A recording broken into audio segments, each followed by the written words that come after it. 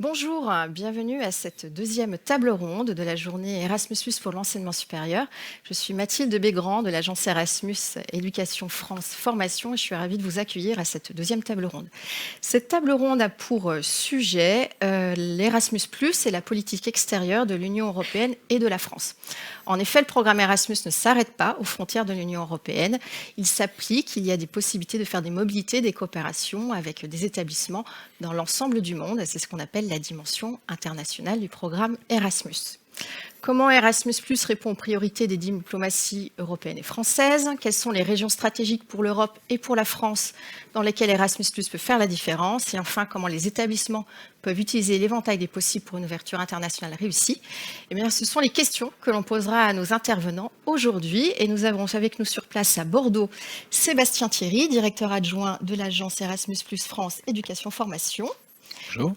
Nous avons à ses côtés notre collègue Mimika Dobrochy, directrice du bureau Erasmus+ Kosovo. Bonjour. Et nous avons à distance avec nous Claire Herman, qui est chargée de mission à l'unité Dimension internationale, à la Direction générale Éducation, Jeunesse, Sport et Culture de la Commission européenne. Bonjour Claire. Et également Natacha Efimov, qui est chef du pôle partenariat universitaire et scientifique pour l'Afrique, l'Amérique centrale et du Sud, l'Afrique du Nord et le Moyen-Orient au ministère de l'Europe et des Affaires étrangères. Bonjour mesdames, à distance.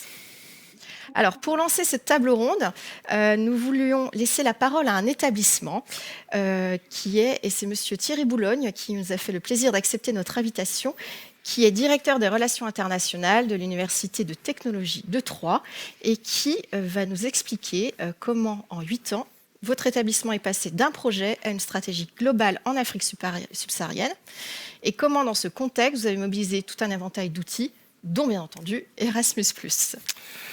Merci Mathilde, bonjour à toutes et à tous. Tout d'abord, merci de nous donner l'occasion de partager notre expérience à cet auditoire. Et j'espère que notre témoignage vous sera d'une quelconque utilité. Donc, tout a commencé en 2015 lorsque le conseil d'administration de l'UTT a voté son plan stratégique à visée 2030, dans lequel figurait, entre autres choses, sa volonté de déployer sa présence sur le continent africain et plus particulièrement en Afrique subsaharienne. Alors l'idée originelle, c'était de tendre à rééquilibrer les flux de mobilité entre nos deux continents, parce qu'on constatait qu'on envoyait assez peu d'étudiants sur le continent africain, alors qu'on considère qu'ils ont beaucoup à apprendre et on veut offrir de nouvelles opportunités de développement de compétences à nos étudiants. A contrario, on constate aussi qu'on recrute beaucoup d'étudiants africains, à l'UTT notamment. On a un plan de recrutement avec des lycées camerounais qui, depuis plus de 20 ans, nous apportent de très bons étudiants. Avec un de nos partenaires historiques qui nous avait sollicité pour développer son propre école d'ingénieurs au Cameroun, on avait fait 2 constats. Le premier, c'est que les étudiants qui rejoignaient nos établissements étaient de très bons étudiants. On n'est jamais déçu par la qualité de ces étudiants. Mais ces étudiants sont parmi ceux qui ont les moyens de s'expatrier. Donc ça voulait dire en fait qu'il restait tout un très gros potentiel d'étudiants de très bonne qualité qui n'ont pas accès à nos formations en Occident et qui n'ont pas forcément accès à une formation de qualité proposée dans leur pays. Le deuxième constat, c'est que les diplômés de nos écoles occidentales ne retournent que très rarement investir leurs compétences au service et au développement de leur territoire en Afrique centrale. Donc partant de ces constats, nous sommes convenus d'un objectif commun avec nos partenaires pour travailler sur l'appropriation des standards internationaux, pour faire reconnaître les diplômes dispensés localement par une agence d'assurance qualité externe, plus particulièrement la commission des titres d'ingénieur qui tendrait à délivrer le label EURES à ces offres de formation. Alors pour nos partenaires, eux, ils s'y retrouveraient parce qu'ils recherchaient une accréditation internationale. C'était une manière de se démarquer de la concurrence et d'offrir localement donc une formation de qualité. Et pour nous, c'est l'occasion aussi de mieux connaître ces partenaires et d'envoyer plus sereinement nos étudiants dans ces établissements et d'entamer des relations bilatérales dans une relation, on va dire, sœur-sœur. Et c'est ce qui nous intéresse et ce qui nous motive en premier chef. Alors, bien que nous n'ayons jamais eu l'occasion à l'époque de déposer et de coordonner de projets européens, nous nous sommes quand même lancé le défi de déposer un projet du programme de l'action K2, renforcement des capacités dans le domaine de l'enseignement supérieur, et bien nous en a pris. Alors je voulais vous partager quand même 3 conseils pour ceux qui n'oseraient pas se lancer. Le premier justement, c'est de se lancer. Il faut vraiment oser se lancer. Si vous avez l'intime conviction que votre projet est bon, il faut vraiment y aller et trouver le bon outil de financement qui va être capable d'accompagner votre initiative. Justement, le deuxième conseil, alors ça paraît une évidence, mais c'est mieux quand même de le rappeler, parce que c'est l'exercice, il faut le faire. C'est pour se positionner sur le bon outil de financement, il faut bien comparer les objectifs de votre projet à celui de votre bailleur. Alors dans le cadre du programme Erasmus, c'est relativement aisé parce que l'introduction du guide introduit très clairement les priorités de la Commission européenne, que certainement Madame Herman rappellera tout à l'heure. Et dans les appels à projets, vous avez des volets spécifiques, des objectifs spécifiques, plus particulièrement le volet pertinence. Et là, vous regardez si vos objectifs calent bien avec ce volet pertinence. Le troisième et dernier conseil sera de bien adapter votre structure de pilotage à votre projet, de manière à vous assurer et à veiller en permanence à ce que vous maîtrisiez le déroulement de votre projet pour atteindre les objectifs, maîtriser le plan d'utilisation des ressources que vous avez identifié et également maîtriser le temps imparti, parce que ça c'est aussi un domaine très important. Alors tout ça, ça ne s'improvise pas, il faut être vraiment clair avec vos partenaires, il faut beaucoup échanger et puis surtout les inviter à se tenir prêts à lancer le projet dès lors que le projet sera validé et ne pas attendre 3, 4, 6 mois pour que les affaires commencent. L'idéal, je dirais même que c'est que vos partenaires adhèrent à l'aventure avant même et indépendamment du résultat du financement, comme ça vous êtes sûr que les choses sont bien en marche. Alors si vous remplissez toutes ces conditions, il n'y a aucune raison, enfin en tout cas vous avez de très fortes chances de convaincre les évaluateurs. Et ça revient donc au bien fondé de mon premier conseil d'oser et d'y aller. Alors maintenant, je vais vous partager les différentes étapes, les différentes phases sur lesquelles on a pu déployer nos activités. Donc la première phase, donc, ça a été l'obtention d'un projet de renforcement des capacités avec le Cameroun, le projet MOSFIC en 2017, et un second projet de la même nature avec des établissements togolais et sénégalais en 2018, le projet Aziciao. Donc au total, on accompagne 3 pays, 9 établissements, 3 au Cameroun, 3 au Sénégal et 3 au Togo. D'ici 2025, on peut espérer que, raisonnablement, que près de 25 formations d'ingénieurs seront labellisées par ce label EURES, et ça représenterait 1500 élèves diplômés par an au bénéfice et au service du développement économique des territoires. Alors à partir de ces expériences à l'UTT, parce qu'il faut bien qu'on s'y retrouve également, on a identifié trois partenaires, un dans chaque pays, de manière à aller un petit peu plus loin dans la collaboration bilatérale. Et c'est là que la combinaison et l'articulation des financements prend tout son sens. Au Cameroun, on a commencé par délivrer avec l'Institut Saint-Jean, une institution privée au Cameroun, basé à Yaoundé, on a délivré un diplôme d'université pour sanctionner un cycle d'ingénieurs camerounais dans le domaine de l'informatique et des réseaux et télécommunications. C'est financé par le partenariat et aussi le soutien de l'ambassade de France pour appuyer l'adossement à la recherche de la formation et former les formateurs de ce partenaire en particulier. Au Togo, là on travaille avec l'Université de technologie de Belfort-Montbéliard et l'Institut Mines Télécom d'Albi au développement d'un cycle complet de formation au niveau LMD dans le domaine de l'ingénierie des maths appliquées, avec ce cycle de formation implémenté dans la toute nouvelle école polytechnique de Lomé, qui est une école interne à l'Université de Lomé. Et ce programme est financé par le programme PEA, Partenariat d'excellence en Afrique, financé par l'AFD. Et enfin, au Sénégal, on a un master conjoint avec l'Université de Thiès, financé également par l'AFD dans le cadre du campus franco-sénégalais. Donc au total, ça va représenter près de 6 millions d'euros, 6,5 millions d'euros étalés sur 10 ans, avec une proportion de 50% de fonds français, 40% de fonds européens et 10% de fonds bilatéraux. Maintenant, ce n'est pas terminé. On va tendre à renforcer ces partenariats, ce réseau. Donc, on va annoncer la création d'un réseau d'écoles de formation d'ingénieurs en Afrique à la semaine de clôture du projet Aziciao à Lomé le 5 octobre prochain et renforcer les collaborations bilatérales dont on peut bénéficier avec le programme K171 notamment. Et je me arrête là parce que le temps, je vais l'exploser. Sinon, merci beaucoup. Merci. C'est extrêmement intéressant. On pourrait continuer d'en parler encore des minutes et des minutes. Merci de cette expérience. On voit qu'il y a une véritable volonté stratégique. Vous êtes appuyé sur plusieurs types de financement. européens, nationaux, l'AFD. Et c'est ce qu'on va essayer de vous montrer aujourd'hui sur cette table ronde, c'est comment, avec une stratégie globale, vous pouvez aller d'un endroit à l'autre et atteindre vos objectifs. Donc ça fait une transition parfaite vers notre première intervenante. Il s'agit de Claire Herman et on voulait que Claire Herman nous rappelle les priorités géographiques de l'Union européenne, comment elles sont mises en œuvre dans le programme Erasmus pour que vous puissiez identifier les autres opportunités à venir dans les années qui viennent. Bonjour Claire. Bonjour, merci de me laisser la parole aujourd'hui. Dans notre perspective, si vous voulez, les trois grandes priorités géographiques aussi en termes budgétaires via Erasmus+, ce sont les Balkans occidentaux, l'Afrique subsaharienne et les pays du voisinage oriental. Je serai très rapide sur les Balkans puisqu'on a la chance aujourd'hui d'avoir Mimika avec nous. Pour les Balkans, grossièrement, nous avons une stratégie politique via l'agenda qui est très performante et qui nous donne une perspective sur plusieurs années. On a aussi un budget Erasmus+ qui a fortement augmenté de 226 à 374 millions d'euros sur les 7 ans du programme.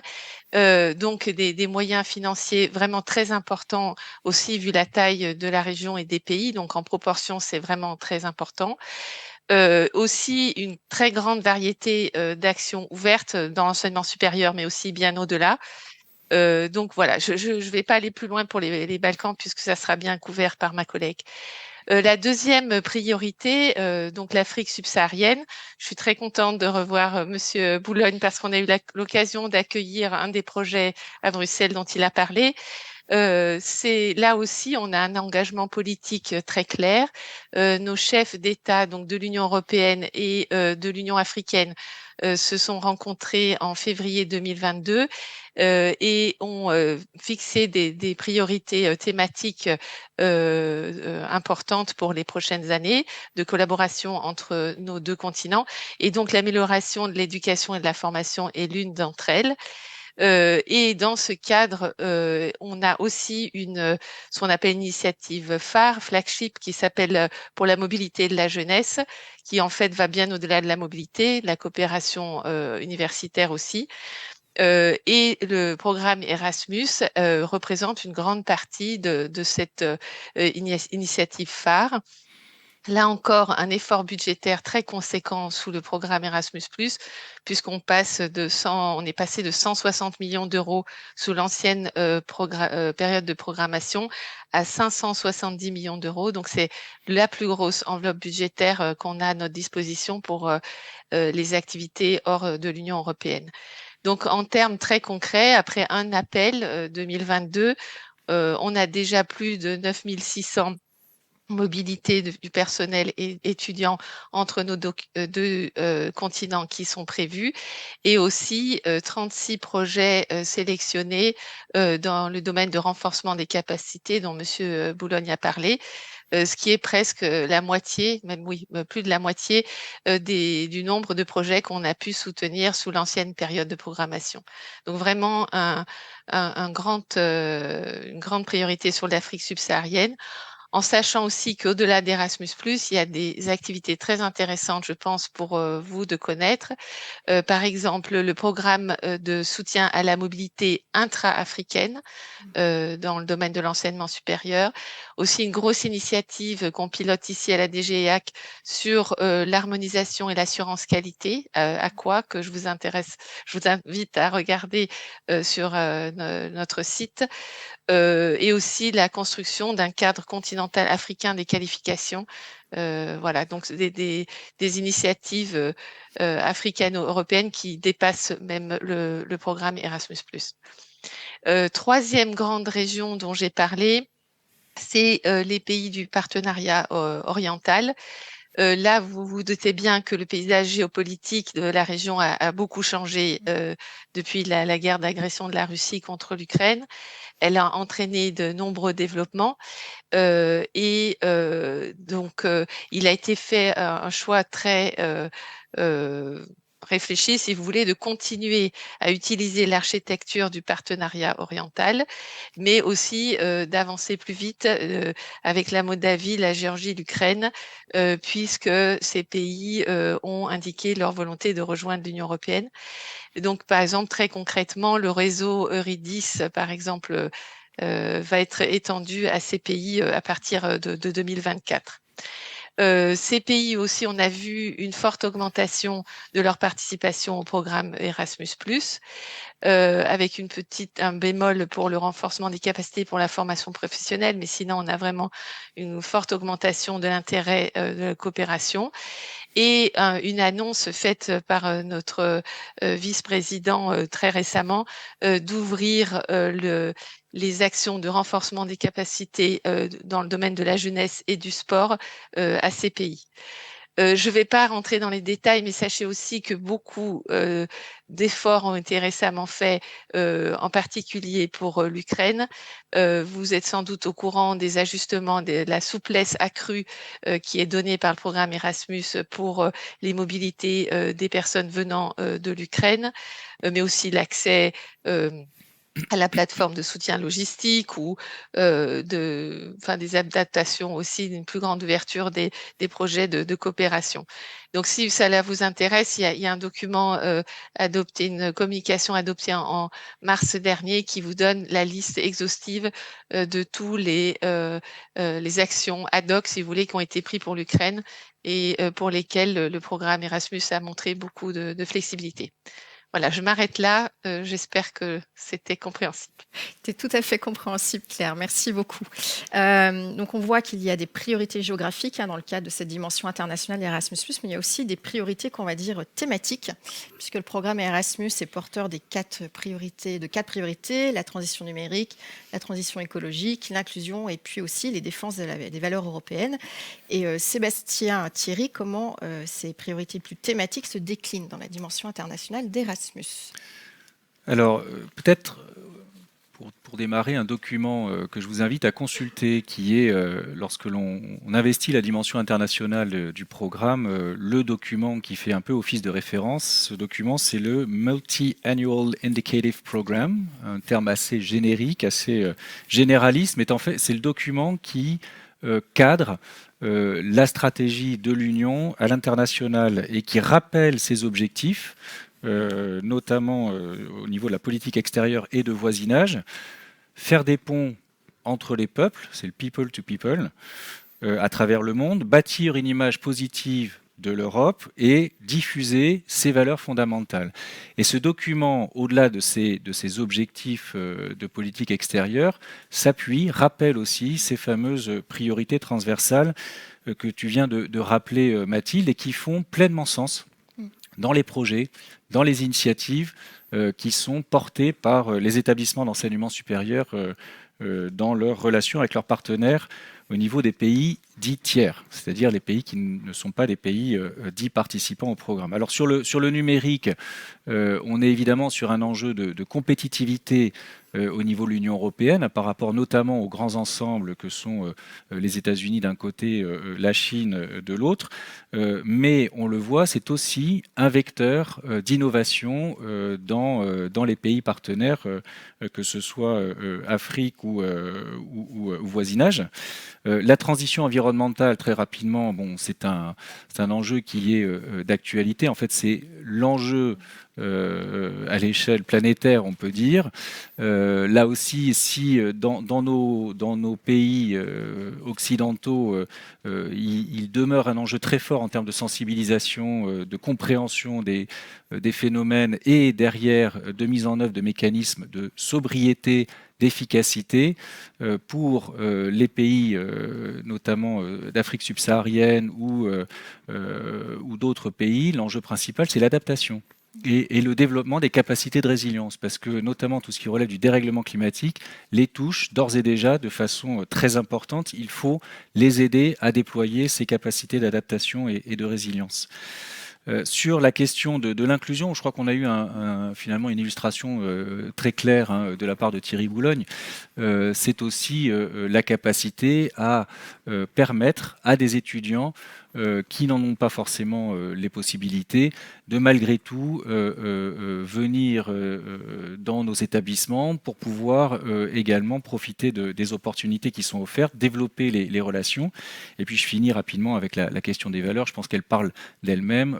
Claire l'a rappelé, hein, il y a une guerre de haute intensité qui se déroule à l'est de l'Europe. Elle nous a rappelé de façon flagrante que la question des valeurs, qui sont celles de l'Union européenne, d'ouverture, de tolérance, de participation à la vie démocratique, c'était les valeurs qui nous unissaient, qui faisaient le ciment finalement du continent européen, et que s'il y était peut-être une priorité qu'il fallait porter plus que les autres, c'était celle-là. Alors, juste un dernier point pour dire que ces 4 priorités transversales, elles sont de plus en plus présentes dans les projets.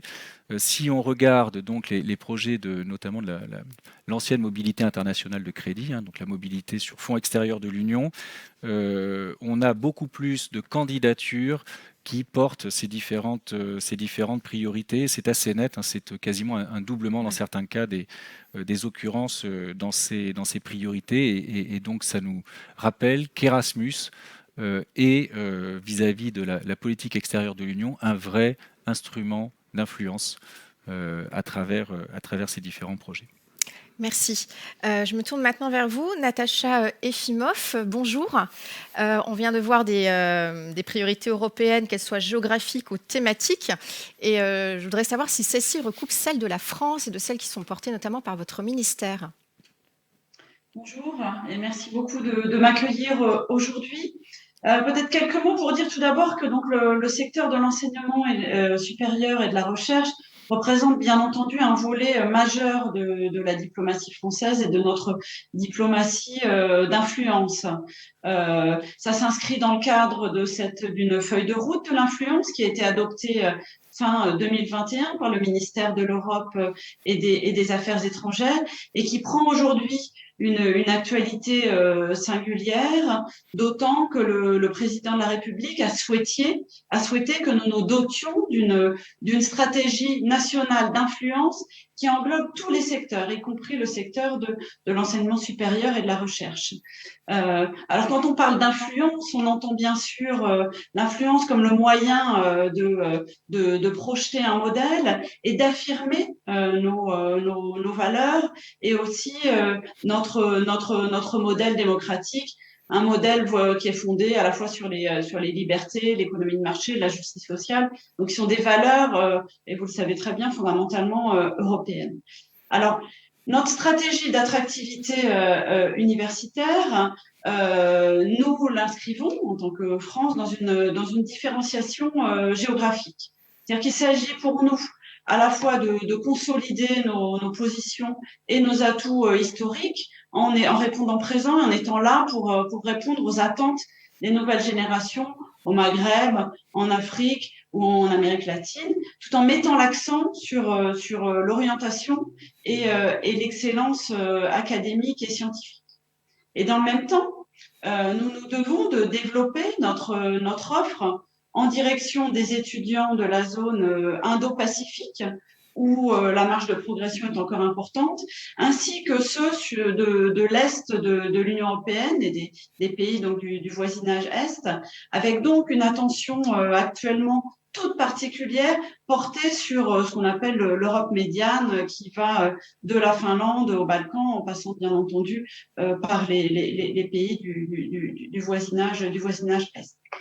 Alors, dans le cadre de notre feuille de route de l'influence, les priorités sectorielles de notre diplomatie, à savoir les grands enjeux globaux comme la lutte contre le changement climatique, développement durable, la santé, le numérique ou l'égalité des genres, croisent 3 grandes priorités géographiques.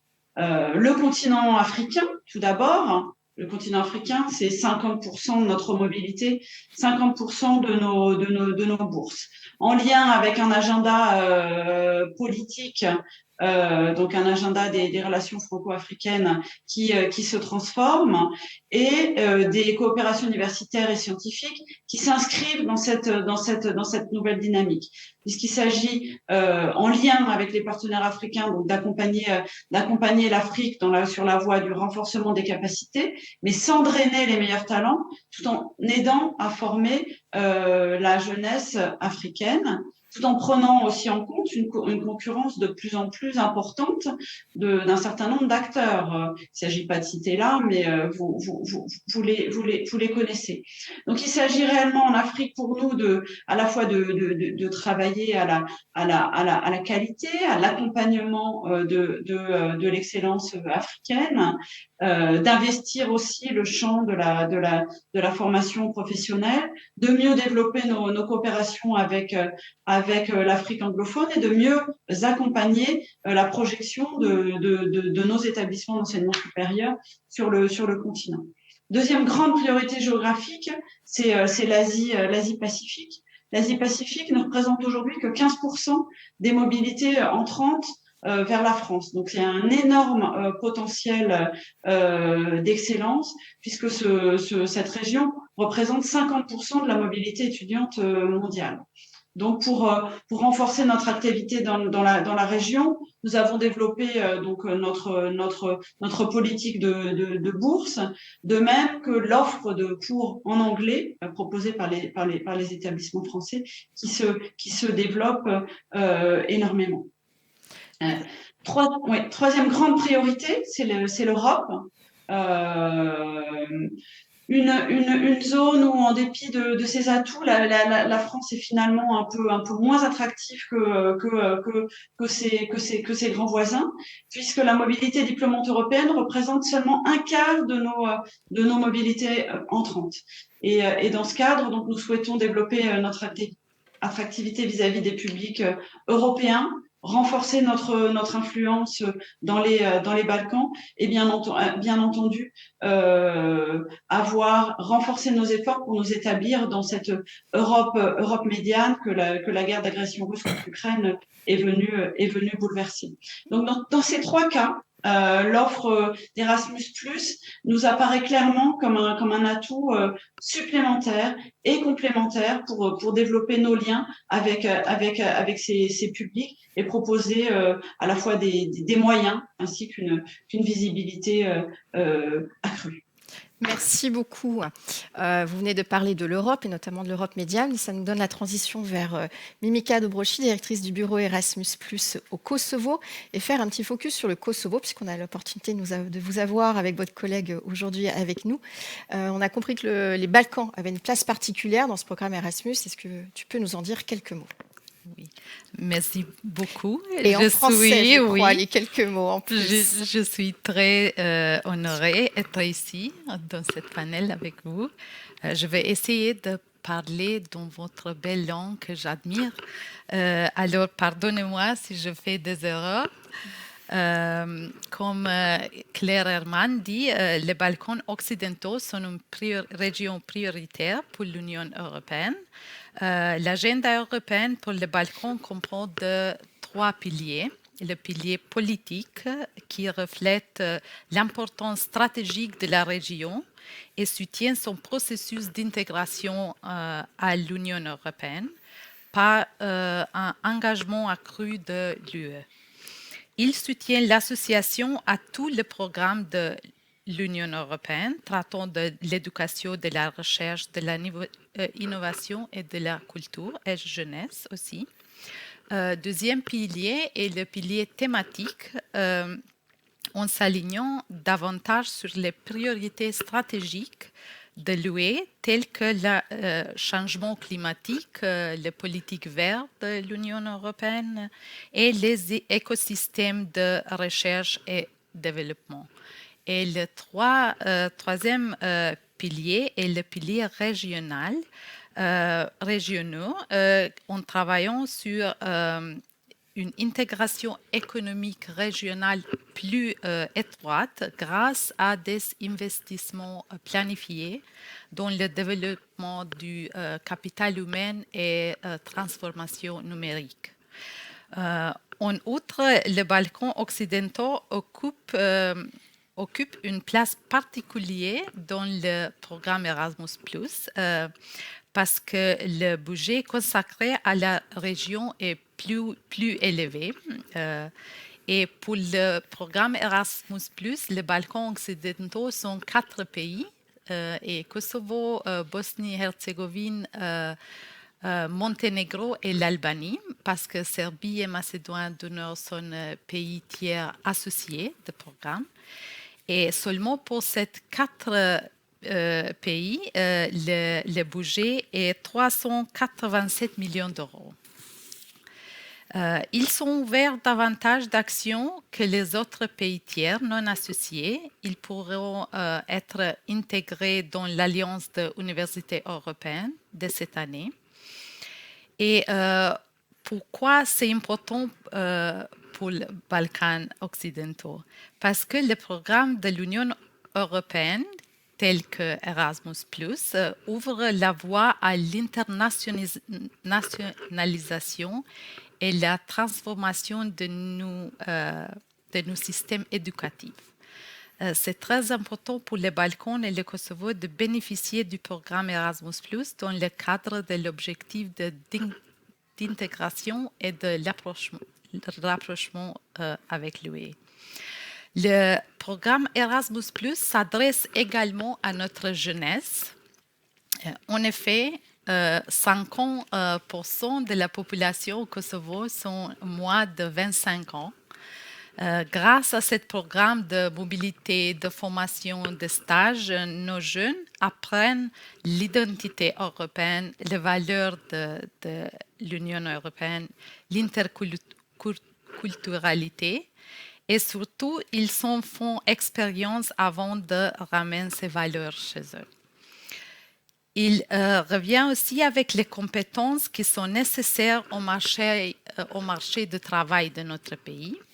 L'impact que le programme peut avoir sur les jeunes qui en bénéficient est énorme.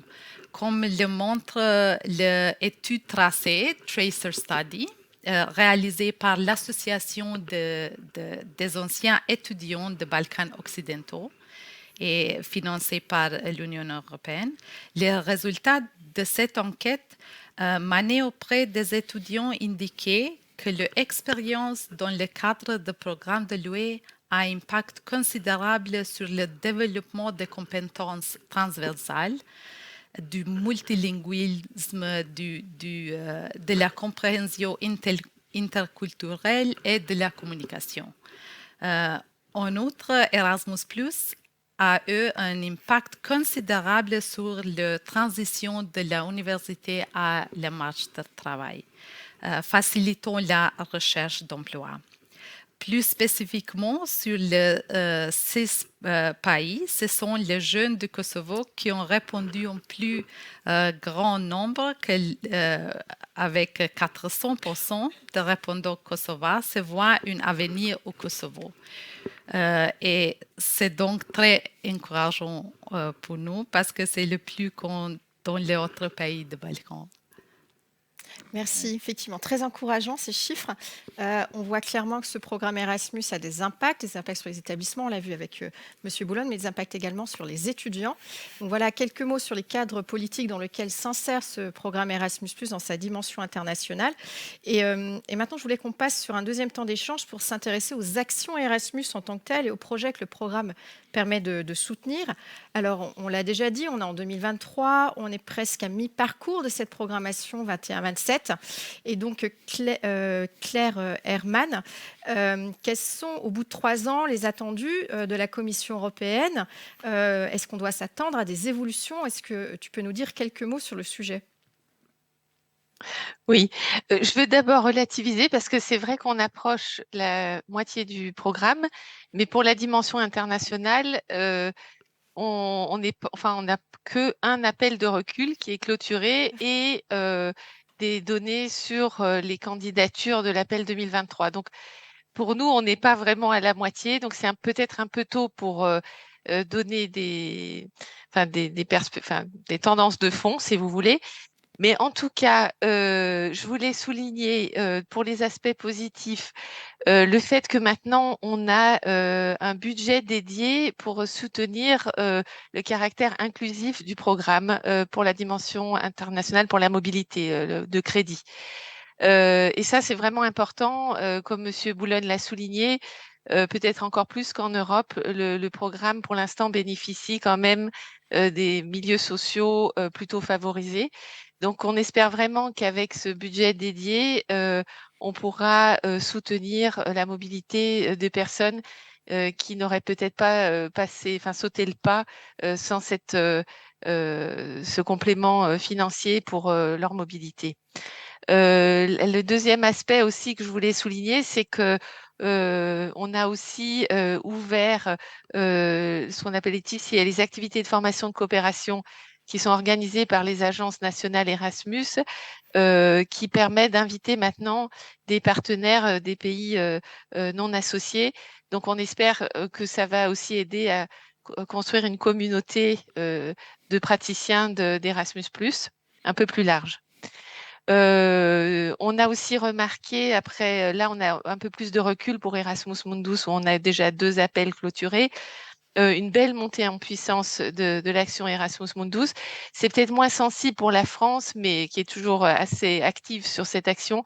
Mais on avait eu un petit essoufflement en fin du dernier programme. Donc là, c'est un signe très encourageant. Aussi, un franc succès des actions préparatoires Erasmus Mundus, les design measures, comme on les appelle en anglais, et vraiment un grand succès, et pas qu'en Europe, parce que les institutions des pays non associés peuvent être aussi coordinatrices. Donc, on voit qu'on répond à un réel besoin, peut-être parce que c'est des projets un peu plus petits, plus faciles à mettre en œuvre et plus courts. En tout cas, ça est très positif pour nous. Et puis aussi, un bon décollage de la mobilité sortante qui permet, vous savez, dans une certaine limite, d'utiliser l'action K103 pour soutenir des mobilités sortantes vers des pays non européens, non associés au programme. Donc voilà des développements très favorables. Sur les aspects qui pourraient être améliorés, et on espère que ça va être le cas dans cette deuxième partie de programmation, pour l'action renforcement des capacités dans l'enseignement supérieur, on avait voulu aussi, pour améliorer l'inclusivité, je ne sais pas si on peut dire ça, mais enfin, le caractère inclusif du programme, de prévoir 3 niveaux de financement, 3 niveaux de complexité de projet. Et donc, le volet 1 de cette action, qui était destiné à favoriser l'association avec des universités qui n'avaient pas encore participé au programme, pour essayer aussi d'éviter d'être souvent en coopération avec les institutions des capitales, essayer d'aller dans des milieux moins centraux, un peu plus à la marge des pays. Ça, pour l'instant, ça ne décolle pas bien. Donc, c'est aussi un appel aux institutions qui sont là aujourd'hui. C'est toujours notre volonté de faire en sorte que ce volet 1 se renforce. Donc, avec aussi une possibilité, une chance, une opportunité un peu plus grande d'être sélectionné en visant ces publics et ce type d'organisation. Merci Claire. Oui, Merci voilà. pour ces informations au niveau européen qui vont être complétées en fait par Sébastien Thierry sur justement là on a vu le niveau européen, comment se comportent les établissements français sur ces diverses actions et ça ressemble un peu. Alors absolument, très vite parce que je crois que le temps court. Le temps défile à une vitesse. Mais on a exactement ce schéma-là, hein, c'est-à-dire une présence sur la mobilité ex-internationale de crédit ou mobilité sur les fonds extérieurs de l'Union qui rencontre énormément de succès. On a beaucoup de candidatures, on l'a dit, en plus des candidatures qui reflètent les priorités transversales, donc très très positif sur ce front-là. Et sur Erasmus Mundus, une présence de la France qui a toujours été très forte, qui demeure très forte, avec effectivement une capacité à s'emparer des nouvelles actions, notamment les actions préparatoires pour Mundus, qui s'est avérée au rendez-vous.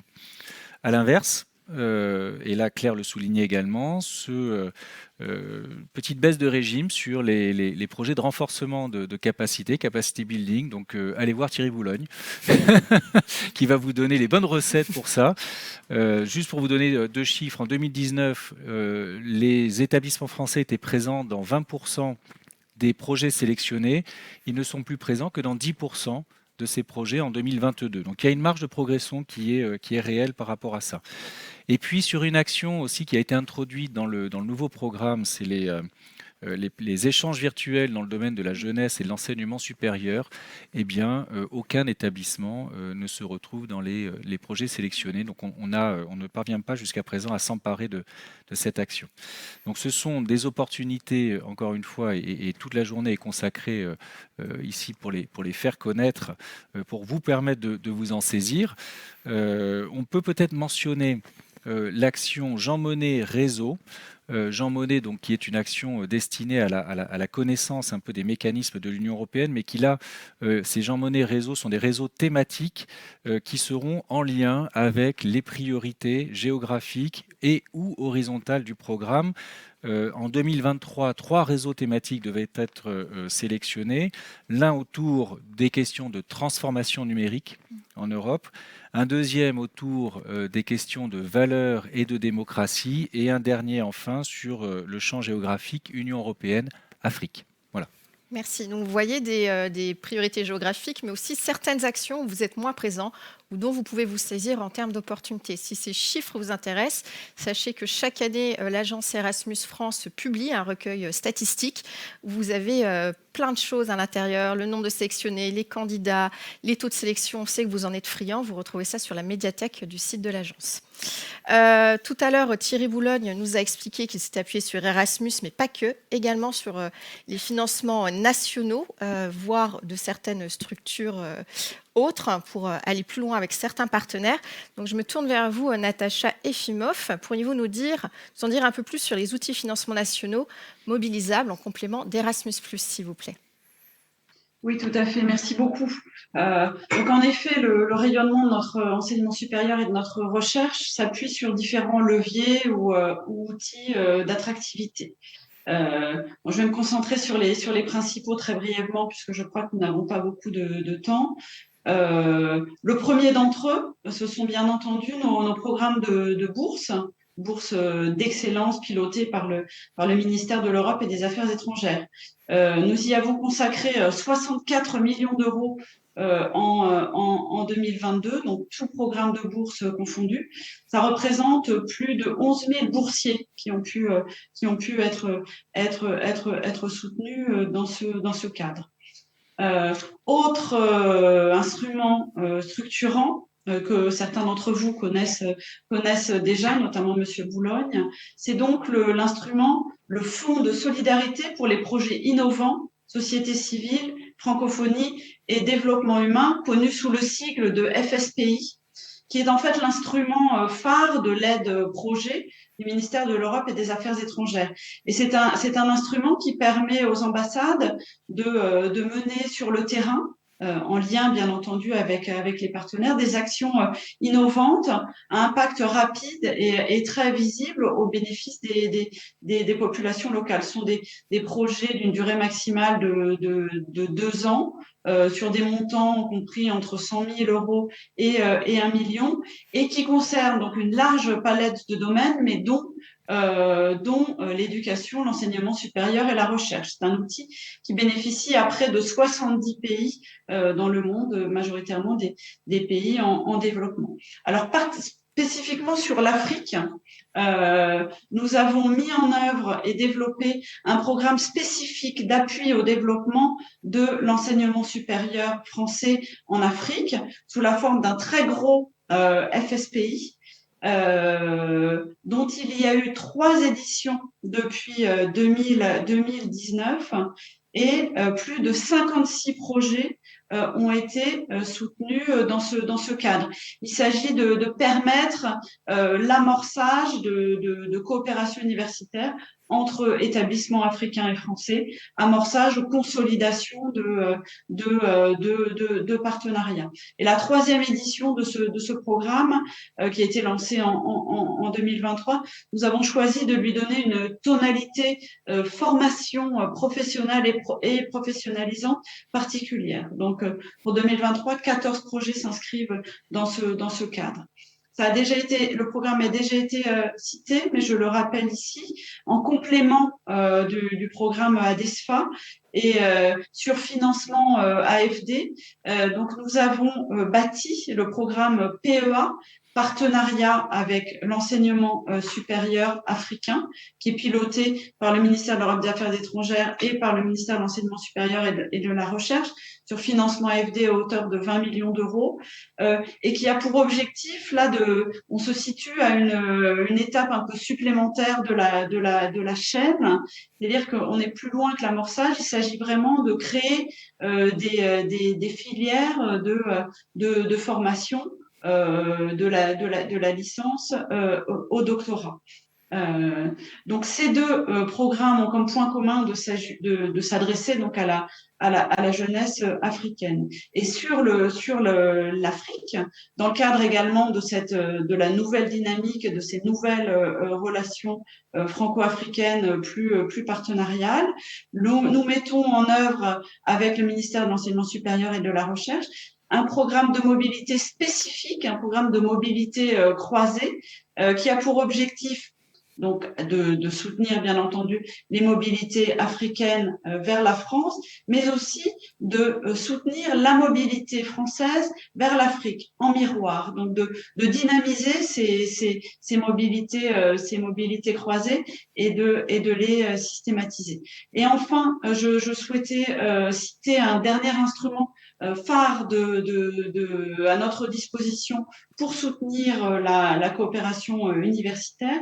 Ce sont les campus dits franco-étrangers ou franco-X, puisque l'un des axes principaux de notre action est d'encourager et d'accompagner la projection de l'enseignement supérieur français à l'international. Et dans ce cadre, nous soutenons c'est pas nouveau puisque nous soutenons depuis 30 ans, la création de campus franco-étrangers en participant à la fois à leur dispositif de gouvernance et en accordant des financements. Donc aujourd'hui, nous en comptons à peu près une quarantaine qui sont répartis dans le monde entier.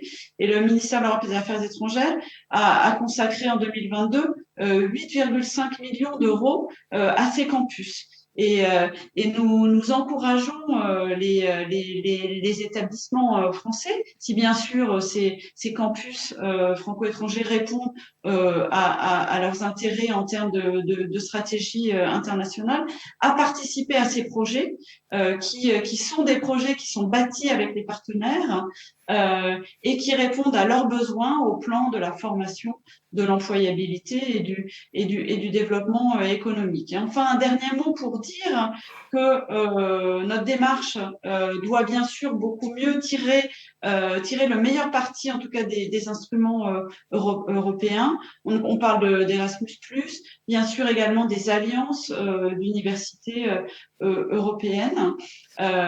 Et vous dire également que dans les échanges que nous avons régulièrement donc avec Erasmus+, nous avons identifié une vraie priorité en termes de recherche de synergie entre les outils de coopération nationaux et bilatéraux dont on a parlé et les outils européens sur le financement Erasmus+, l'université européenne, le renforcement des capacités, les mobilités individuelles. Et donc, c'est quelque chose sur lequel nous travaillerons ensemble au service, en tout cas, d'un meilleur accompagnement et une meilleure montée en puissance des coopérations en matière de SR avec nos partenaires. Merci beaucoup. Donc, vous le voyez, des priorités géographiques, thématiques, mais aussi des instruments financiers à votre disposition dont nous allons travailler à faire plus de complémentarité.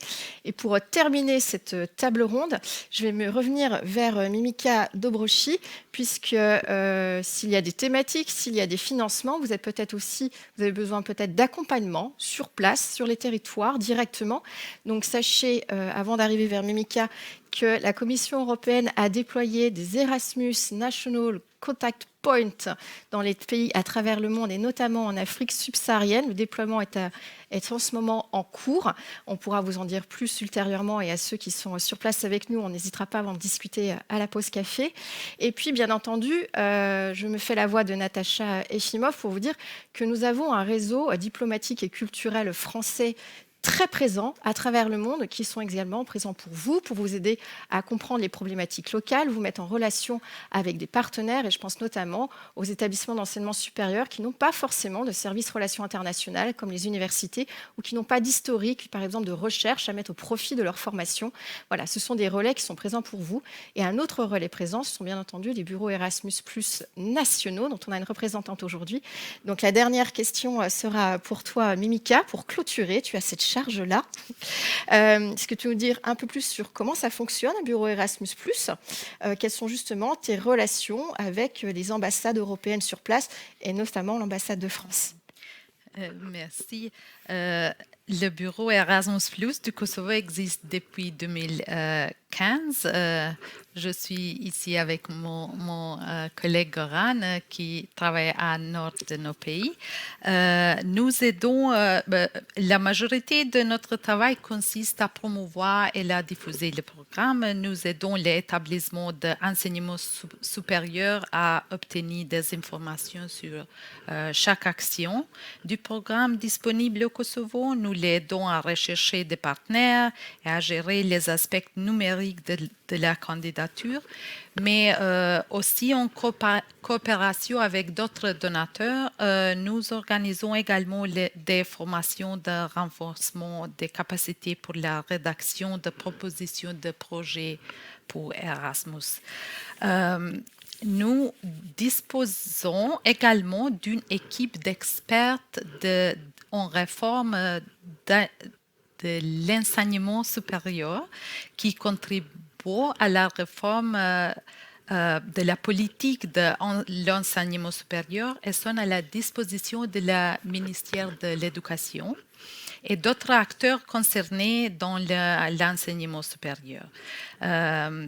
Nous sommes également à la disposition les établissements d'enseignement supérieur français que nous invitons à nous contacter s'ils souhaitaient collaborer avec des universités du Kosovo. Nous pouvons faciliter les contacts et les échanges.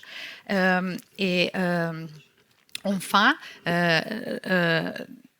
notre bureau est comme le witness que dit Natacha, parce que notre bureau travaillons en étroite collaboration avec l'ambassade de France au Kosovo, plus qu'avec tout autre État membre de l'Union européenne. France accorde beaucoup d'attention à des priorités et des domaines tels que l'éducation, culture et sport, domaines appartenant au programme Erasmus. Et nous, par exemple, nous avons des activités communes comme la journée d'Erasmus. Nous avons participé l'année dernière au séminaire du Tour de Balkans avec l'ambassade de France. Comme je dis, ces domaines de la diplomatie d'influence sont très importants car donner la priorité à l'éducation, à la jeunesse et au sport pour transformer un pays à long terme. Et l'effet est tout aussi très important, si ce n'est plus que de se concentrer sur l'infrastructure matérielle. Merci. Transformer un pays à long terme avec l'éducation, je pense que c'est un mot qui nous plaît tous et je pense qu'on est tous là pour ça aujourd'hui. Alors si vous êtes intéressés par les Balkans, et on n'en doute pas, sachez que, en tout cas ceux qui sont sur place avec nous, Goran Lazic et Mimika Dobroshi sont présents toute la journée pour répondre à vos questions et sur le Kosovo. Je crois avoir compris que certaines de vos universités cherchent des partenaires, donc n'hésitez pas à leur parler. Et puis d'autres événements vont arriver sur l'automne. Tout d'abord, vous pouvez inscrire dans vos agendas le 14 septembre. Un webinaire va être organisé avec le ministère des Affaires étrangères et Campus France pour échanger et coopérer avec les Balkans. Et ce webinaire est en amont de la tournée des Balkans organisée par Campus France, dont les inscriptions sont encore ouvertes si vous souhaitez aller sur place, rencontrer des partenaires et des étudiants. Et puis, une autre opportunité sera fin septembre au salon de l'EAIE à Rotterdam. La Commission européenne organise 2 sessions, une session d'information, mais également une session de networking où Mimica sera présente avec des établissements du Kosovo ainsi que les autres bureaux Erasmus+ des Balkans avec des établissements si vous cherchez des partenaires ou si vous voulez en savoir plus sur les Balkans. Donc voilà, nous arrivons à la fin de notre table ronde. Merci à nos intervenants sur place et à nos intervenantes à distance pour leurs éclairages sur ce sujet. Nous avions également avec nous Nathalie Latry qui a pris des notes et qui nous les transmet sur une planche graphique qui résume et synthétise nos discussions de la table ronde. Elle sera présente toute la journée. Merci beaucoup à toutes et à tous. Merci de votre participation. Merci bien évidemment à nos intervenants. Toutes les tables rondes proposées ce matin seront disponibles sur la chaîne YouTube de l'agence Erasmus+. Avant de terminer, je voudrais adresser un merci tout à fait particulier à tous nos collègues de l'agence des différents départements, des différents services qui se sont impliqués dans l'organisation de cette journée. Donc un grand merci à tous nos collègues. Ils sont une trentaine à avoir été investis dans l'organisation de cette journée. Voilà, donc sur place, je vous invite à rejoindre le déjeuner. Vous pourrez également discuter avec nos collègues sur les corners avant de reprendre cet après-midi les séances de travail. À distance, vous pouvez participer à ces séances de travail en répondant au sondage sur le compte LinkedIn de l'agence. Et puis, sachez que, encore une fois, toute la journée, vous pouvez réagir sur les réseaux sociaux grâce au hashtag JEES et au hashtag Erasmus+. Merci encore d'avoir été avec nous et à bientôt. Merci.